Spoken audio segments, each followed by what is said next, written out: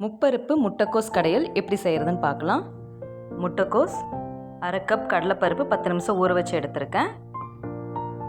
பாசிப்பருப்பு 1/4 கப், துவரம் பருப்பு 1/4 கப், தக்காளி பெரிய சைஸ் 1 கட் பண்ணி வச்சுருக்கேன், பெரிய வெங்காயம் 1, 3 பச்சை மிளகாய். குக்கரில் நாம் எடுத்து வச்ச இன்க்ரீடியன்ட்ஸ் எல்லாத்தையும் ஆட் பண்ணிக்கலாம். மிளகாவை உடைச்சி போட்டுக்கலாம்.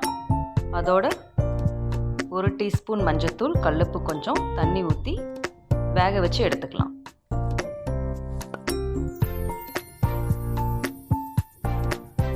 வெந்ததுக்கப்புறம் அதை எடுத்து கடைஞ்சிக்கலாம். அதோட 1/4 கப் தேங்காய், 1 டீஸ்பூன் சோம்பு போட்டு அரைச்சி அந்த பேஸ்ட்டை ஊற்றி ஒரு 2 நிமிஷம் கொதிக்க வச்சுக்கலாம். இது கொதிக்கிற கேப்பில் நம்ம தாளிச்சிடலாம்.